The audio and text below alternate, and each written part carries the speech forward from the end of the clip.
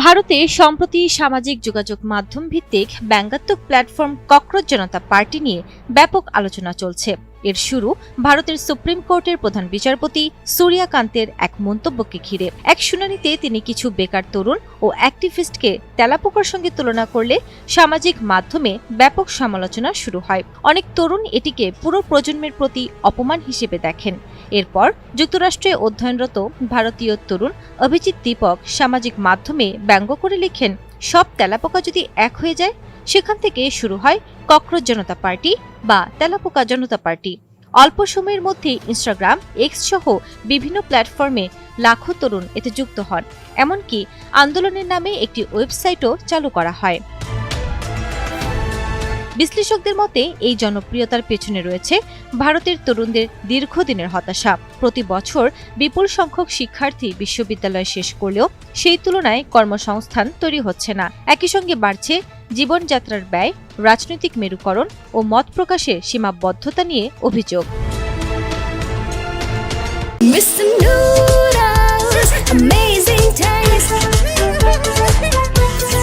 Cockroach জনতা party নিয়ে মোদী সরকার যে কারণে অস্বস্তিতে। ভারতের প্রধানমন্ত্রী নরেন্দ্র মোদী ও বিজেপি সরকার সরাসরি এই প্ল্যাটফর্ম নিয়ে মন্তব্য না করলেও এই আন্দোলনের কিছু অ্যাকাউন্ট সীমিত করা হয়েছে, পোস্ট সরিয়ে দেওয়া হয়েছে, ওয়েবসাইট ডাউন করে দেওয়া হয়েছে এবং কার্যক্রমে বাধা দেওয়ার অভিযোগ নতুন প্রশ্ন তুলেছে। প্রথমত, এটি নিয়ন্ত্রণ করা মোদী সরকারের জন্য কঠিন। ককরোচ জনতা পার্টি কোনো আনুষ্ঠানিক রাজনৈতিক দল নয়, তাই প্রচলিত রাজনৈতিক কৌশলে এটিকে মোকাবিলা করাও সহজ নয়। দ্বিতীয়ত, এই প্ল্যাটফর্মের পোস্টগুলো দ্রুত ভাইরাল হতে শুরু করে। কয়েকদিনের মধ্যেই লাখো অনুসারী তৈরি হওয়া ভারতের রাজনৈতিক মহলে বিস্ময় তৈরি করেছে। বিশেষজ্ঞদের মতে এটি দেখিয়েছে যে তরুণদের মধ্যে বিকল্প রাজনৈতিক অভিব্যক্তির চাহিদা বাড়ছে। তৃতীয়ত, ভারতের রাজনৈতিক সংস্কৃতিতে ব্যঙ্গ বরাবরই শক্তিশালী অস্ত্র, কিন্তু ডিজিটাল যুগে এটি আরও প্রভাবশালী হয়ে উঠেছে। বিশ্লেষকরা বলছেন, মোদী সরকার হয়তো আশঙ্কা করছে এ ধরনের ব্যঙ্গাত্মক প্ল্যাটফর্ম ভবিষ্যতে আরও বড় রাজনৈতিক অসন্তোষের কেন্দ্র হয়ে উঠতে পারে। কেবল মজা নাকি বড় রাজনৈতিক সংকেত? বিশ্লেষকদের মতে এটি হয়তো আপাতদৃষ্টিতে একটি ব্যঙ্গাত্মক অনলাইন ট্রেন্ড, কিন্তু এর ভেতরে ভারতের নতুন প্রজন্মের গভীর হতাশা, ক্ষোভ ও রাজনৈতিক বিচ্ছিন্নতার প্রতিফলন রয়েছে। অনেকের মতে যদি তরুণদের অর্থনৈতিক ও সামাজিক সংকটের সমাধান না হয়, তাহলে ভবিষ্যতে এ ধরনের ডিজিটাল আন্দোলন আরও বড় রাজনৈতিক শক্তিতে রূপ নিতে পারে।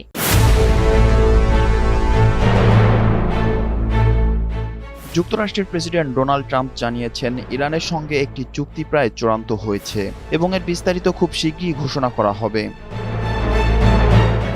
স্থানীয় সময় শনিবার 23 মে সামাজিক যোগাযোগ মাধ্যমে দেয়া এক পোস্টে ট্রাম্প বলেন, চুক্তির অংশ হিসেবে গুরুত্বপূর্ণ হরমুজ প্রণালী আবারও খুলে দেওয়া হবে।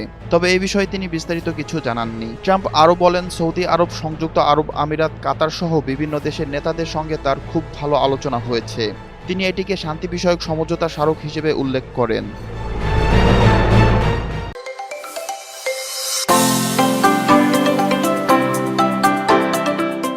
মার্কিন প্রেসিডেন্ট বলেন, যুক্তরাষ্ট্র, ইরান এবং সংশ্লিষ্ট দেশের মধ্যে একটি চুক্তি মূলত আলোচনা হয়ে গিয়েছে।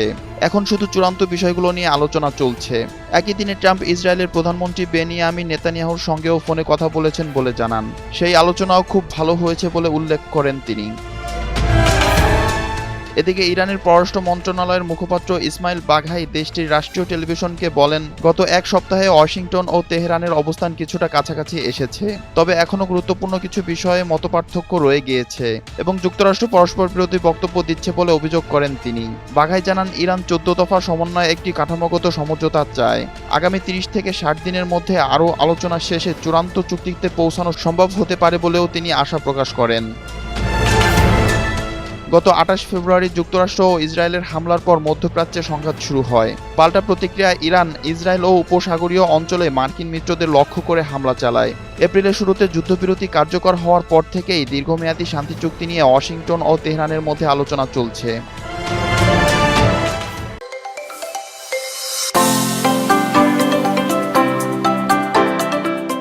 বর্তমানে যুক্তরাষ্ট্র ইরানের বন্দরগুলো অবরোধ করে রেখেছে। অন্যদিকে ইরান হরমুজ প্রণালীর উপর নিয়ন্ত্রণ দাবি করে সেখানে চলাচলের জন্য অনুমতির বাধ্যবাধকতা আরোপ করেছে। বিপ্লব শেখ, এনটিভি অনলাইন।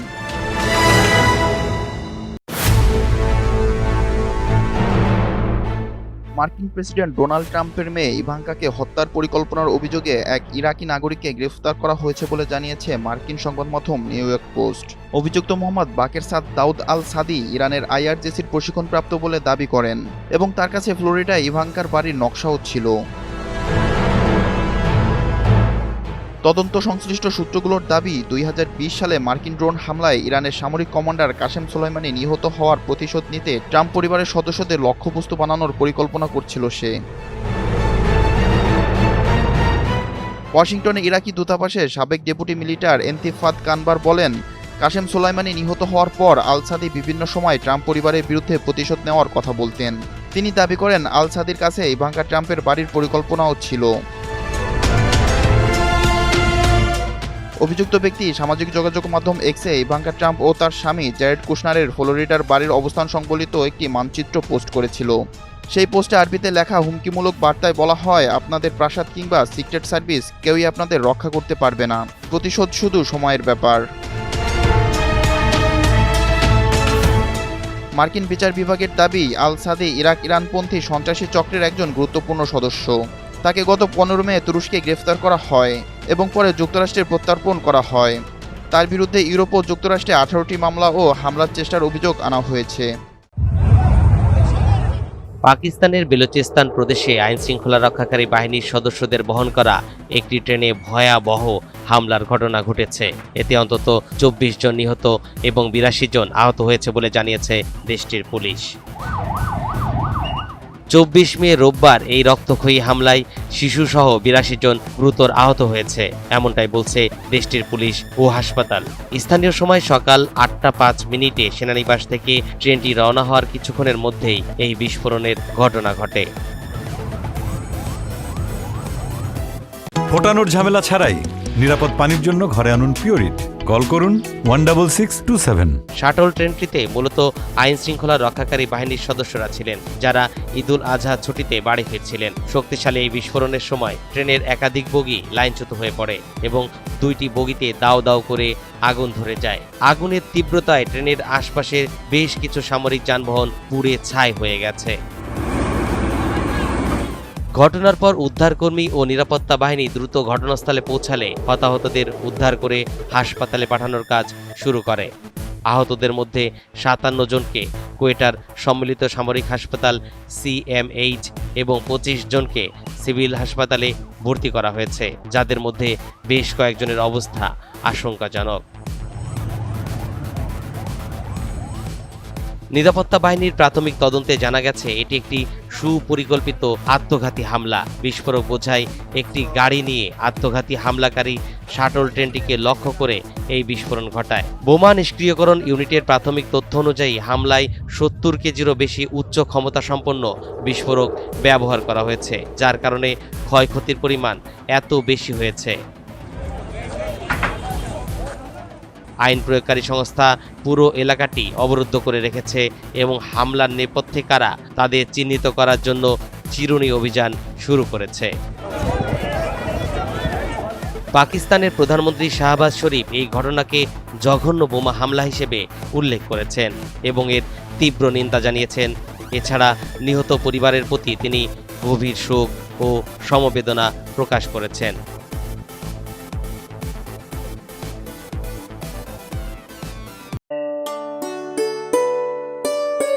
বার্ষিক হজের আগে মক্কায় কেনাকাটা করতে আসা হজ যাত্রীরা জানিয়েছেন, উপহার, গহনা এবং দৈনন্দিন পণ্যের দাম বেড়ে যাওয়ায় তাদের খরচের উপর চাপ বাড়ছে। ইসলাম ধর্মের পবিত্রতম স্থানের আশেপাশের বাজারগুলোতে বৈশ্বিক অর্থনৈতিক অস্থিরতার প্রভাব পড়েছে বলে তারা মনে করছেন। গ্র্যান্ড মসজিদ সংলগ্ন বাজারগুলোতে হজ যাত্রীদের ভিড় লক্ষ্য করা গেছে। দোকান, স্যান্ডউইচ বার, গহনার দোকান ও রাস্তার বিক্রেতাদের কাছ থেকে কেনাকাটা চললেও অনেকেই বলেছেন আগের বছরের তুলনায় এবার তাদের টাকায় কম জিনিস কেনা যাচ্ছে। বিশ্বব্যাপী যুদ্ধ পরিস্থিতি এবং হরমুজ প্রণালী বন্ধ থাকার কারণে সরবরাহ শৃঙ্খলে ব্যাঘাত ঘটেছে। এর ফলে তেলের দাম বেড়েছে এবং বিশ্ব অর্থনীতিতে এর নেতিবাচক প্রভাব পড়ে বিভিন্ন পণ্যের দাম বৃদ্ধি পেয়েছে। সোমালিয়ার হজ যাত্রী মোহাম্মদ আব্দুল্লুর রহমান বলেন, আমি গত বছর হজ করেছি আর এবার দামের ক্ষেত্রে বড় পার্থক্য অনুভব করছি হরমুজ প্রণালী বন্ধ থাকার কারণে। এই মূল্যবৃদ্ধি শুধু এখানে নয়, সারা বিশ্বেই প্রভাব ফেলেছে। দেড় যুগ ধরে ভালোবাসার নিড়ে এসিআই পিওর সল্ট। كنت أحج في السنة الماضية وفي هذه السنة أشعر اختلاف كبير تجاه الأسعار بسبب إغلاق مضيق هرمز وهذا الارتفاع يعني أثره العالم بأكمله وليس هنا فقط। মিশরের ওমর মোহাম্মদ মাহমুদ জানান, তিনি উপহার কিনতে গিয়ে প্রত্যাশার চেয়ে বেশি দাম পেয়েছেন। আগে এখান থেকে জিনিস কিনলে দাম কিছুটা ভালো ছিল, এখন সোনা, রূপা ও আতরের দামও অনেক বেশি মনে হচ্ছে। It's like a bubble. We are in a bubble when we came here. We don't hear about politics and all those problems, and the war is far from here.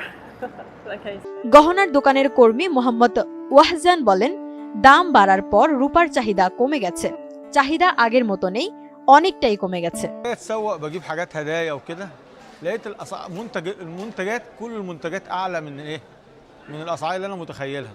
يعني انا كنت باجي اجيب حاجات من هنا بلاقي الاسعار ايه افضل من كده ايه شويه. يعني حتى اسعار الذهب اسعار الفضه كذا مثلا العطور نفس الايه كل المنتجات تحس اللي هي ايه اعلى من سعر الايه من السعر العادي. আরেকজন ক্রেতা জানান, আগের বছরের তুলনায় মানুষের ক্রয় ক্ষমতা কমে গেছে।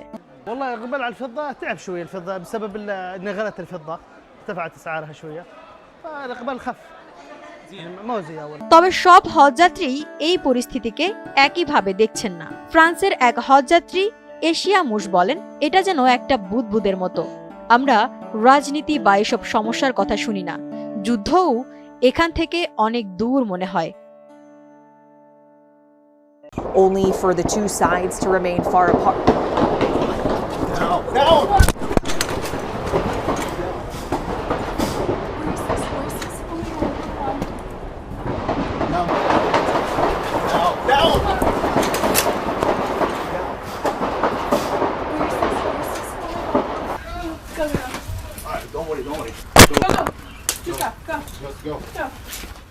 We have to evacuate shooting. We have to evacuate shooting. We have to evacuate shooting.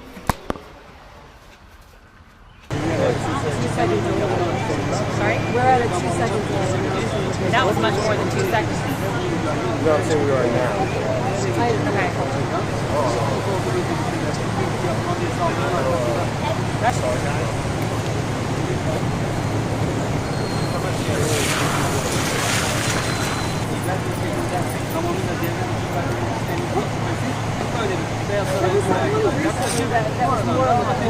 Yeah, it was like 5 weeks ago.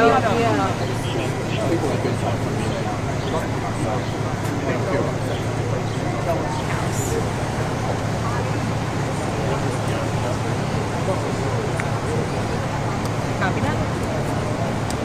Yes, I can hear you.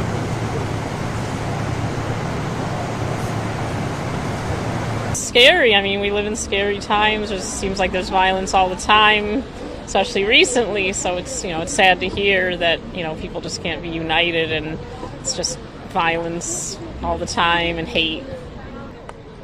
Well, I mean, yeah, we just came down today. We came down from Boston, and you know, unfortunately, like you could see I'm wearing my volunteer jacket from Boston. You know, I was there when the marathon bombing happened, so like, you know, I feel like it's sad to think we haven't come very far. You know, we haven't really improved since then. Like I would hope that, you know, we would have figured out a way to control guns a little bit better, or at least help. I was going to go to GW, but it's probably too late to get the body or anything.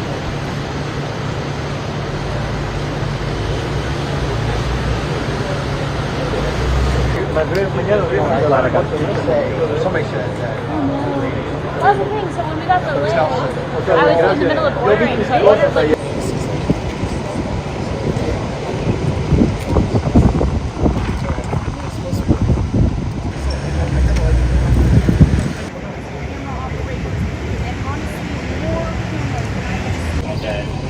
I I'll try 15th Street if you need. You confirm this is a crime scene? Yeah, this. Increase for some reason in gun violence here in Washington DC. That said, I still feel pretty safe. You have Secret Service agents all over the place.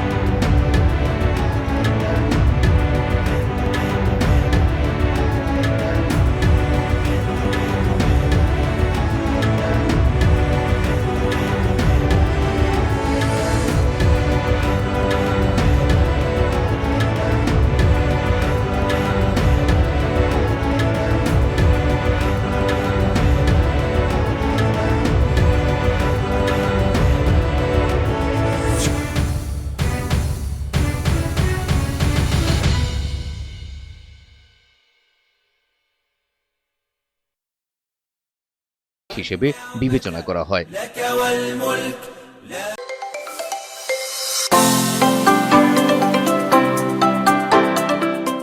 এই দিনে সারা বিশ্বের মুসলমানরা ঈদুল আজহার নামাজ আদায় করেন এবং পরে পশু কুরবানি করেন। এই কার্যক্রম আল্লাহর আদেশ পালনে ইব্রাহিম আলাইহিসসালামের নিজ পুত্রকে উৎসর্গ করার ইচ্ছা এবং আল্লাহর